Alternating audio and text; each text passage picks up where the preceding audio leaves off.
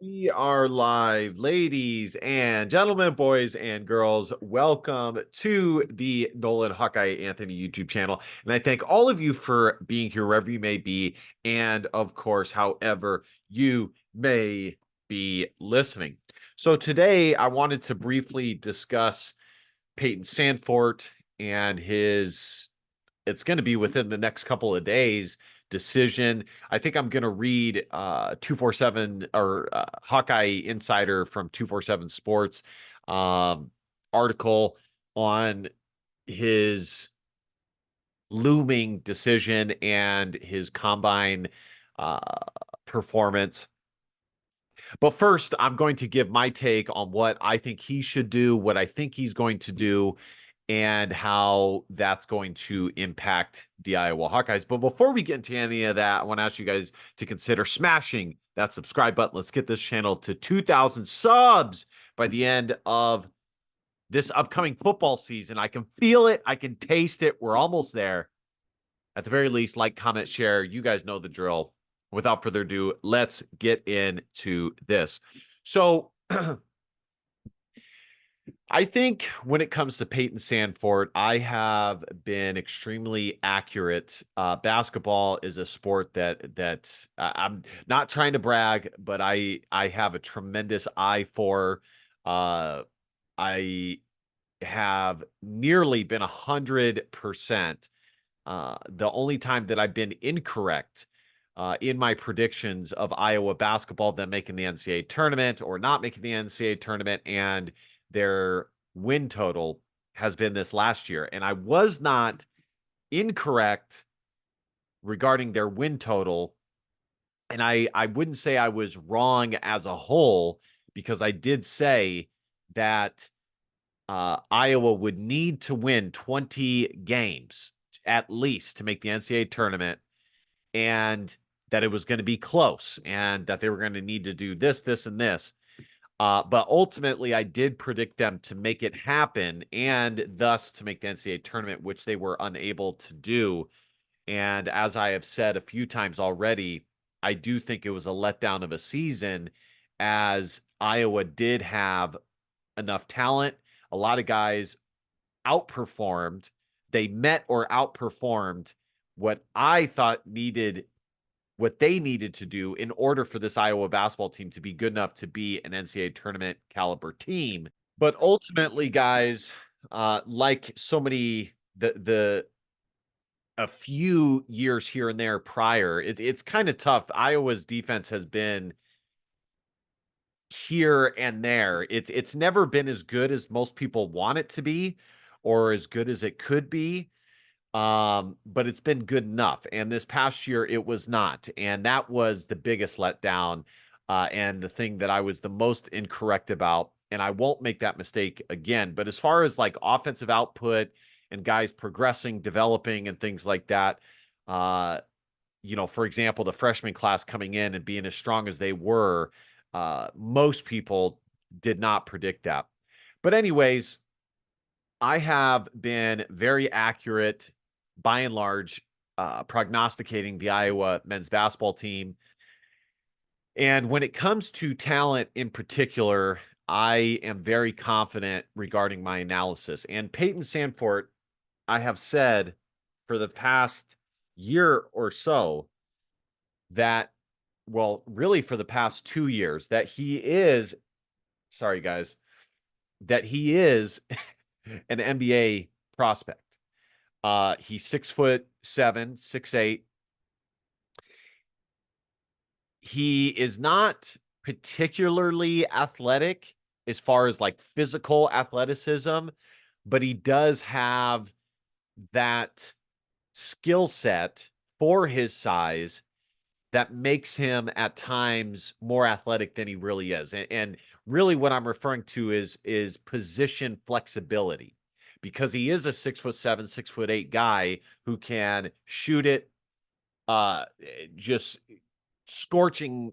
He has one of the best three-point shots that college basketball has seen. Maybe not in the actual numbers, but his release is super fast. I mean, he can get it off in the blink of an eye. All he needs is this much separation, which is the telltale sign of a good shooter, is that all they need is this much space and they're open. When I played basketball, that's always what coaches said when it came to being a shooter, is finding ways to get that separation. And the name of the game was having a quick release so that you could operate in tight quarters with really tight defenses. I mean, Payton Sandfort has one of the quickest releases you will see, including the NBA. Okay, that is how quick and effortless his three-point shot is. There's very little wasted motion. It's in the pocket and it's up. I mean, it's here and it's up. It's phenomenal. So he has positional flexibility.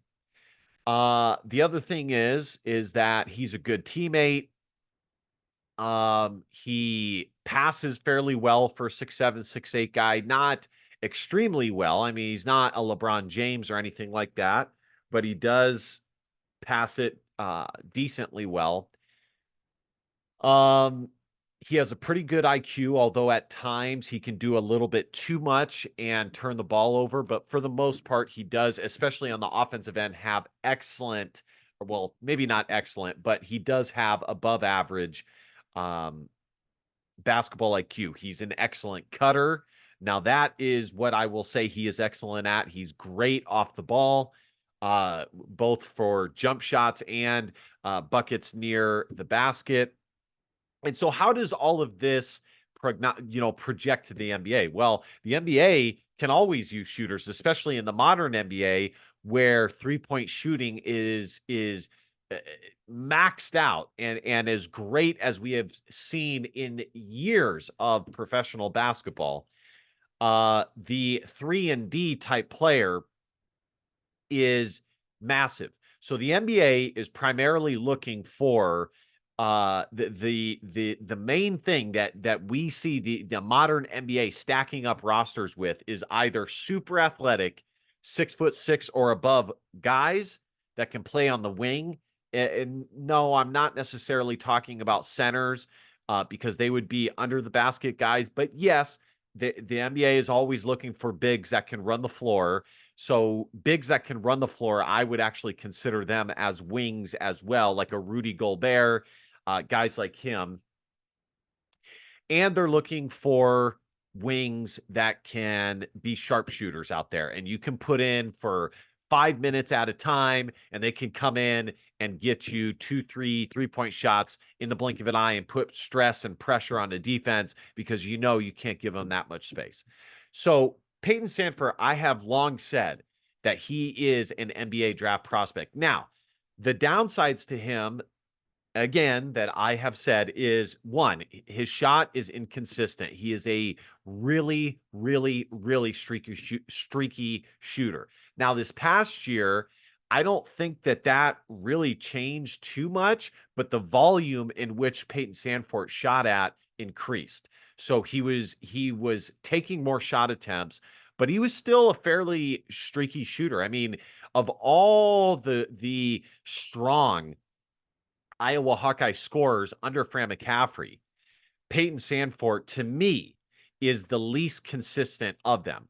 Payton Sandfort, if we looked at his stat sheet, I guarantee, which I guess I can pull it up here. I can almost guarantee that we will find a situation where it's 20 points, 5 points, 32 points, 6 points, 40 points, 2 points. A situation where it's extremely up and down because he is a streaky shooter.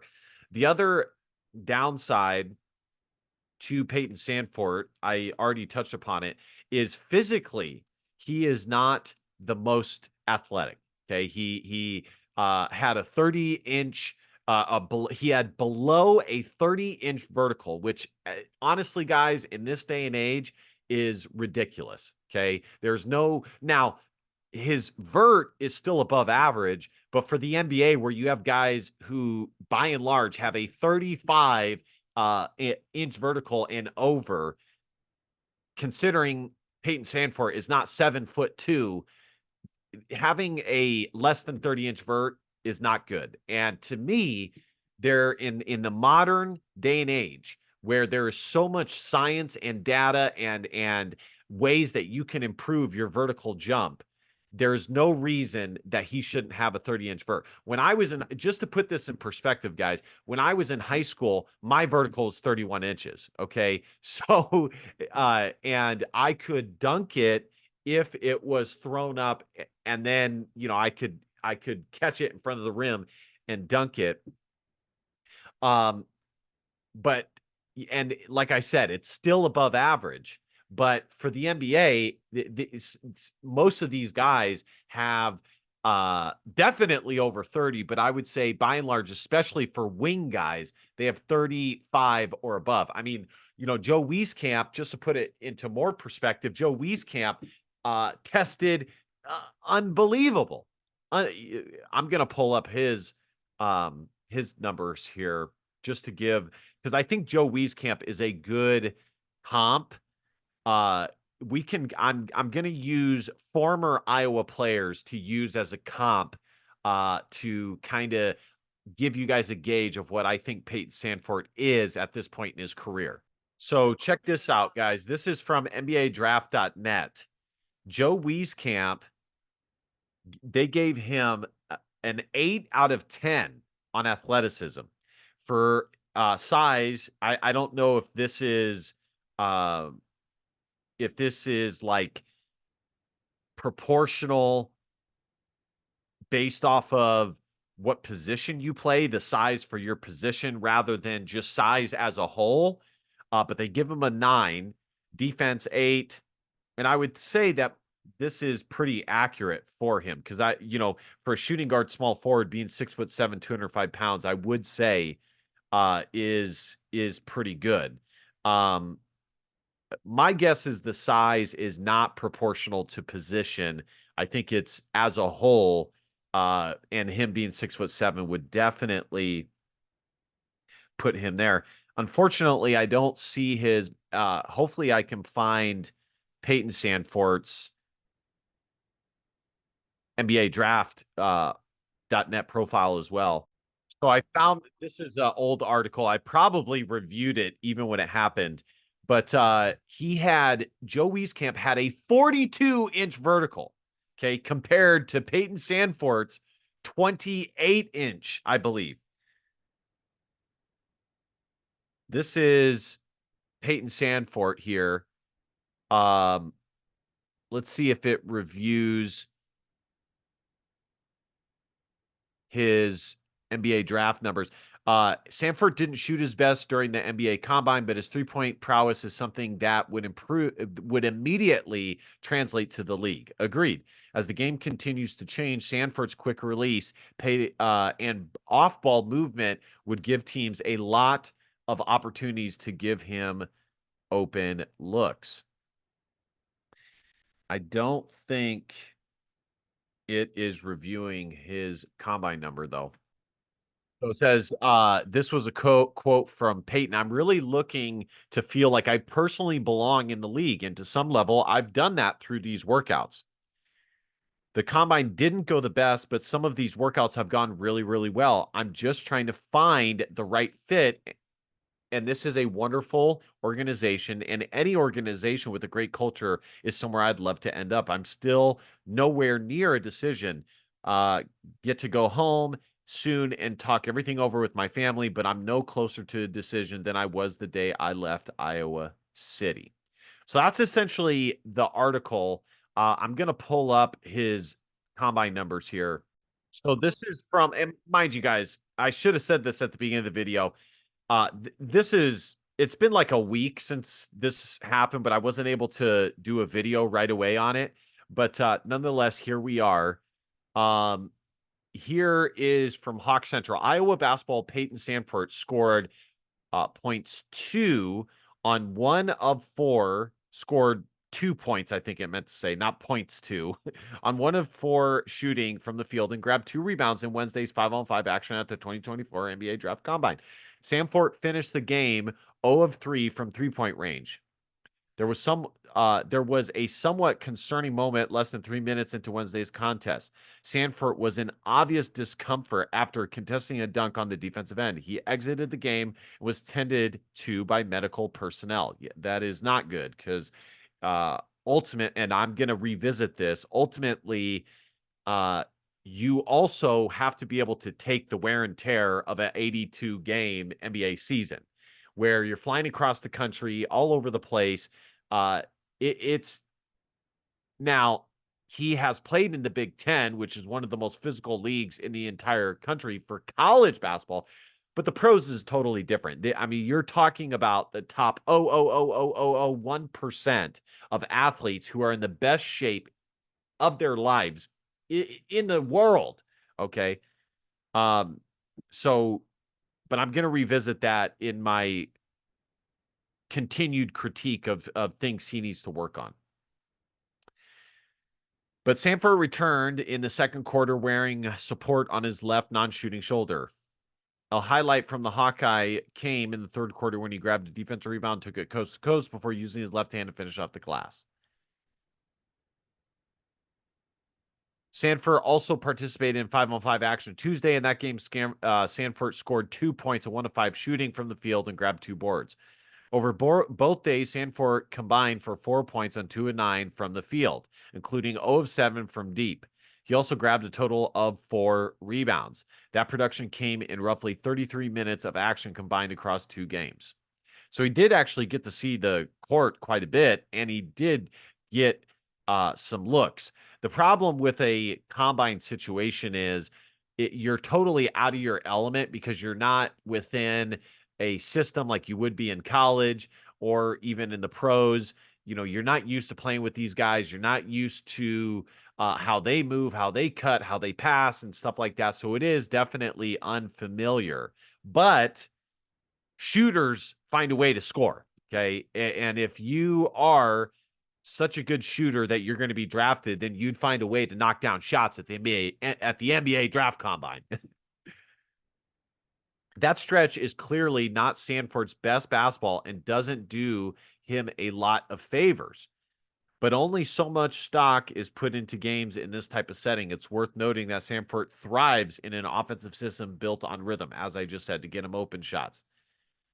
The teams at the NBA Draft Combine don't have the time or continuity to provide the type of climate that Sandfort would have at the next level. So that's pretty much that. I want to find his testing numbers. Okay, so this one doesn't have it. Man, some of these articles be lying. All right. Here it is.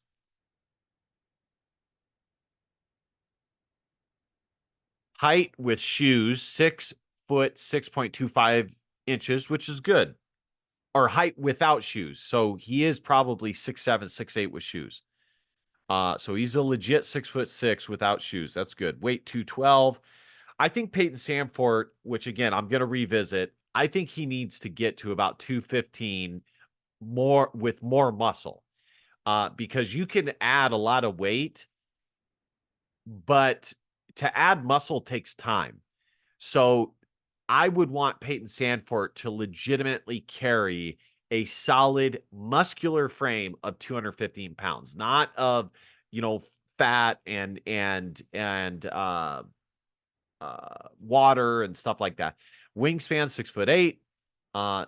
Not that's probably about average for his size. It's not like Chris or Keegan Murray long. Pro lane drill 11.57 seconds, 60-second.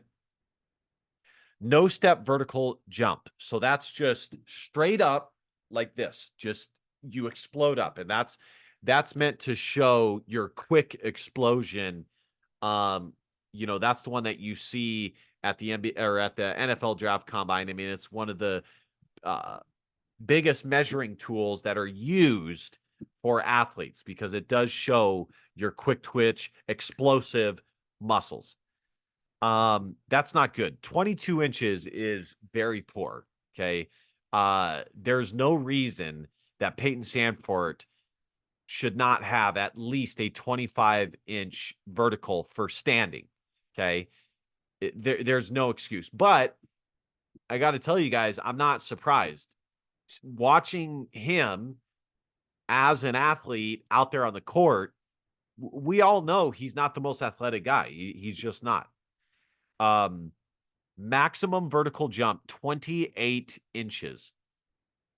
Compare this to Joe Wieskamp, who had a max vertical of 42-inch. Okay. He measured at 6'7" with shoes and owned a wingspan of 6'11". So I think Joe Wieskamp is a great comp for Payton Sandfort because they're similar in many ways, but not in others, which I will circle back to. So the wingspan, Joe Wieskamp is longer by 3-4 inches.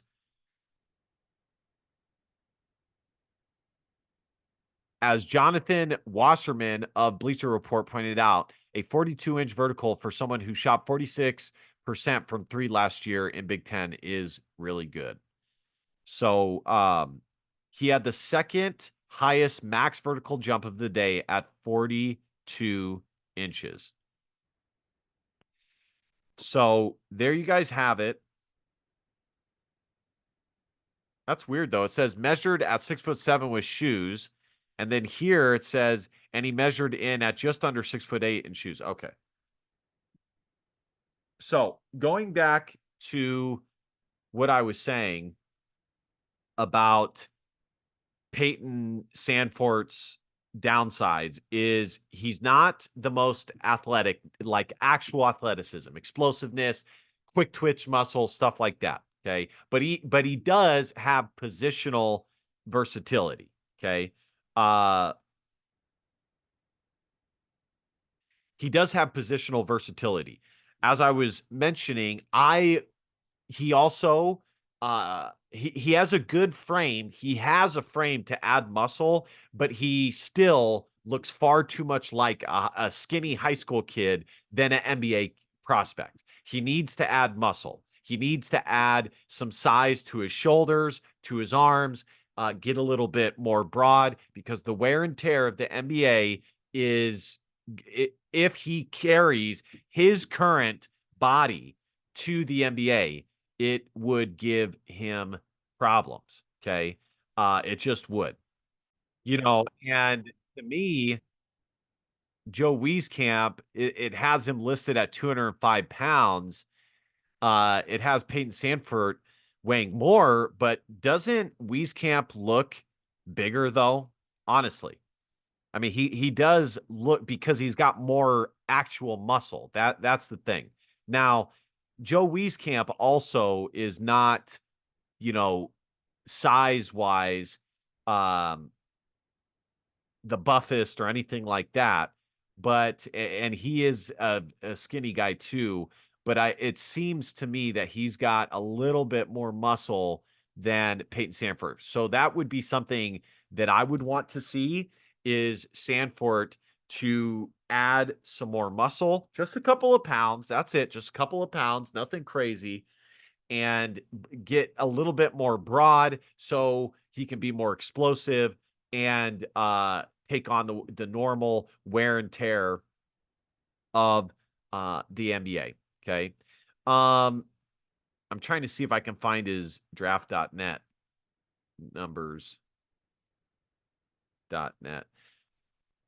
The other thing, as I was saying, and I was pulling this up, is his inconsistency.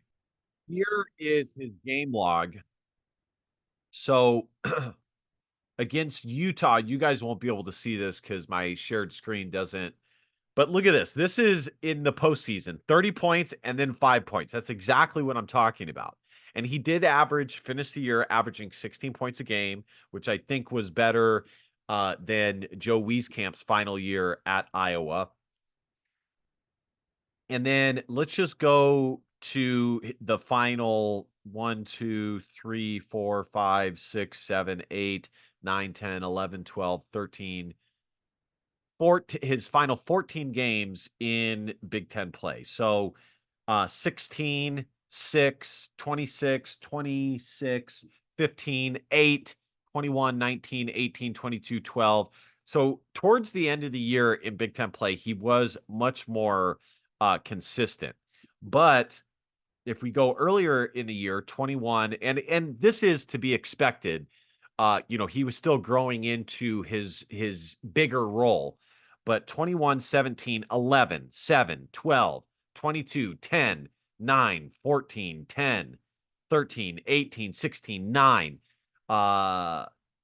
16, 6, or 9, 24, 19, 9, 16, 6, 26, 26, 15, 8. See, with guys like Luka Garza, Chris Murray, Keegan Murray, when they were at their prime, at their peak, that was not the case. Did they have maybe one or two nights where they scored under 10 points? Yeah, probably. But it was just that, probably just one or two nights. Other than that, you could pencil them in for a minimum 15 points a night.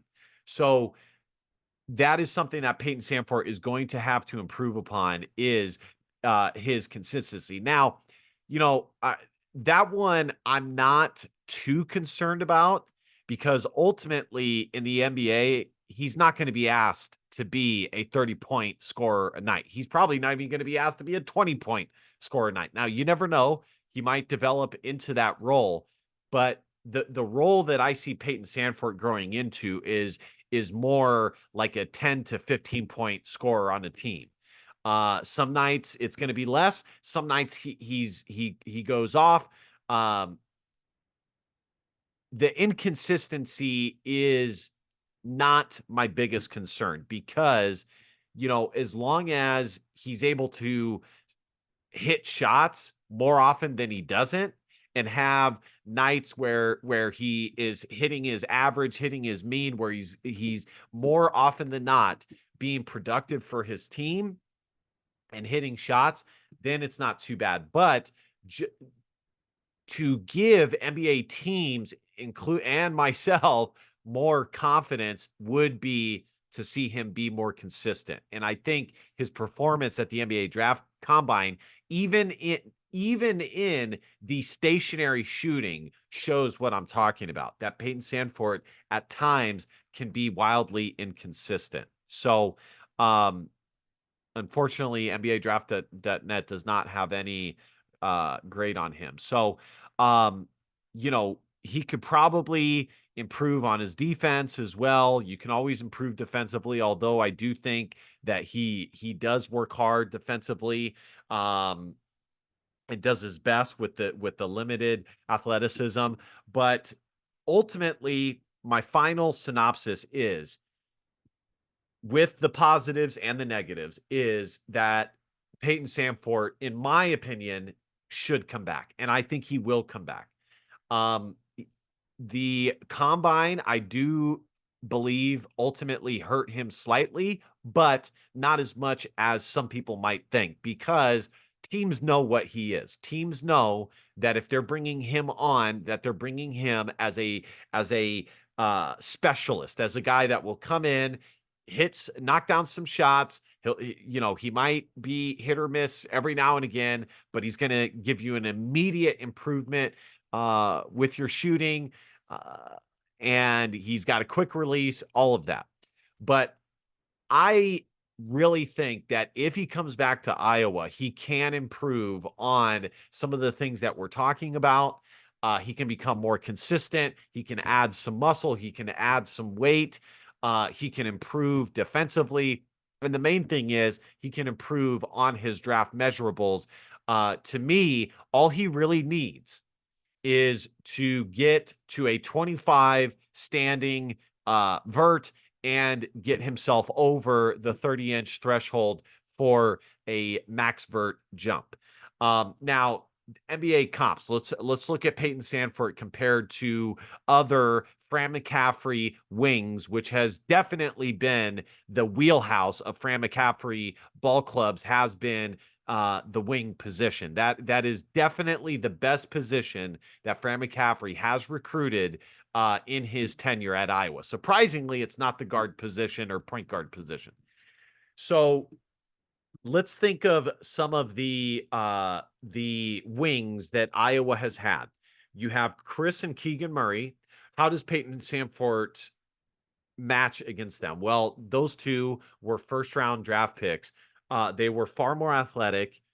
They were a little bit longer. They were more consistent shooting wise. In a lot of regards, honestly, I think they were just as good as shooters, if not better in some aspects than Payton Sandfort. They don't have the pure shooting stroke that Payton Sandfort has, but they still both have really good shots. I mean, that's why Keegan Murray broke the all-time NBA rookie record for three-point shots made. Okay, they both have really good shooting form, effortless shots. But again, Payton Sandfort is just a wee bit like, up there. What separates Payton's shot is how quick and effortless it is. And that's less of a comment on the Murray twins and more of a comment on Payton Sandfort. So they get up and down the court better. They're better rebounders, only slightly due to their athleticism. They also are better defensively due to athleticism. So that's how he stacks up against them. You have Joe Wieskamp. You have a Tyler Cook. You have an Aaron White. To me, Payton Sandfort is somewhere in between Joe Wieskamp and Murray twins. Okay. And then you have the Aaron White and Tyler Cook, who were more athletic wings that could get up and down the court and are super, super athletic. Aaron White never got the credit he deserved for how athletic he was. And I'm forgetting about Jared Utoff. What about Jared Utoff? He's probably somewhere in between Joe Wieskamp, Jared Utoff, and Murray twins. He has a good three-point shot like Jared Utoff. And well, really all of them have good three-point shots. He just does not have the athleticism. But ultimately, what might give Payton Sandfort more of an NBA opportunity than what we have seen Jared Utoff get or Joe Wieskamp, because Joe Wieskamp has been bounced from roster to roster. He's been a perennial G League player, is his quick release.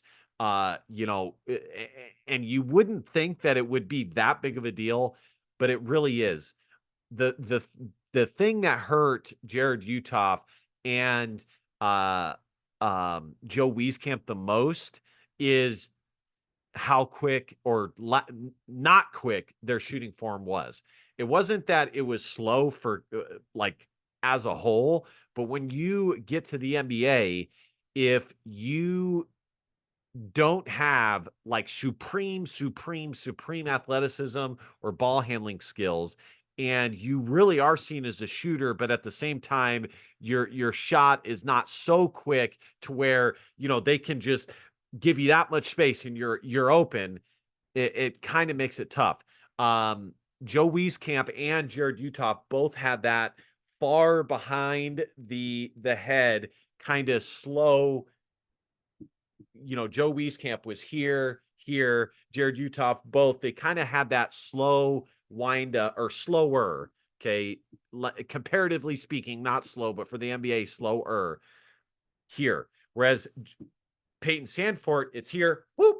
He has a quick right in front of his head. Boop. It's here. Boom. Boom. As opposed to here, the big wind up here.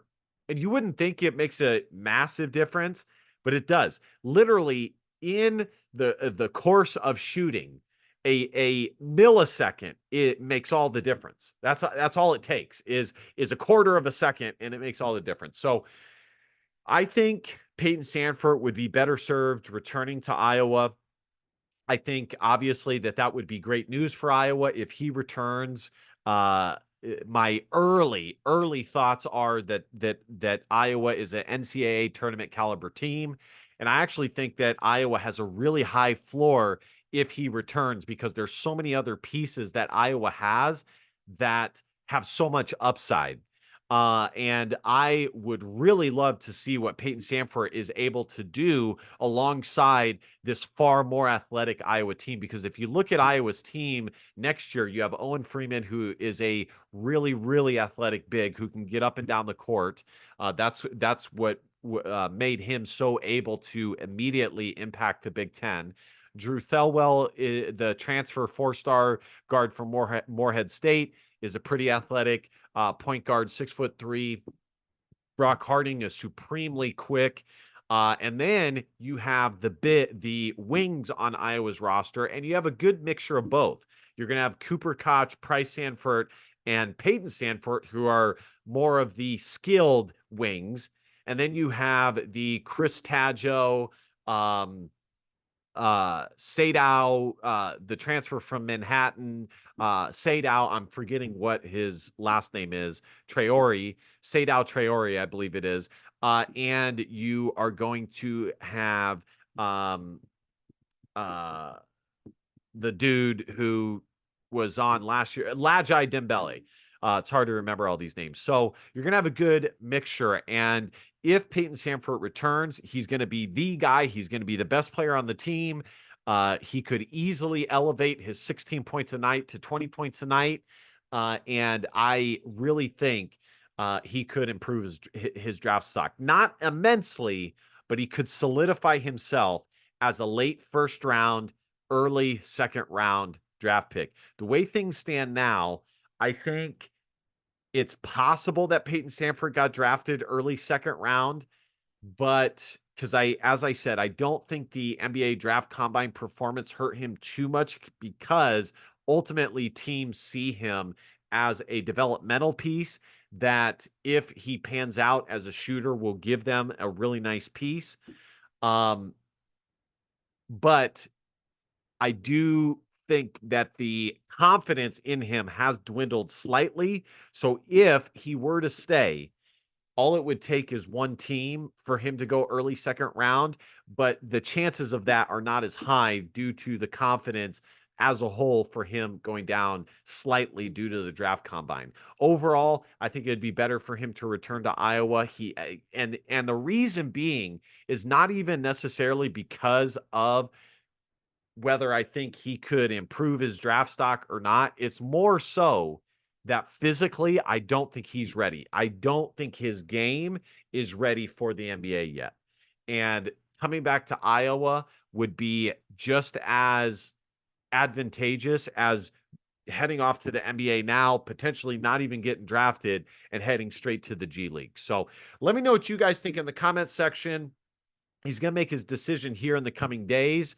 And we will see what happens. Even if he comes back, I saw some articles. Iowa again is picked like middle bottom in the league. I don't see them as that at all. If Payton Sandfort comes back, I put them middle up. But what else is new? The media has never been super high on Iowa basketball. All right, guys, like, comment, share, subscribe. You guys know the drill. And last but not least, DBAP, don't be a pussy will in facts or feelings, because your feelings just don't matter. I hope you guys are having a great Memorial Day weekend. Thank you guys so much, and go Hawks. Bye-bye.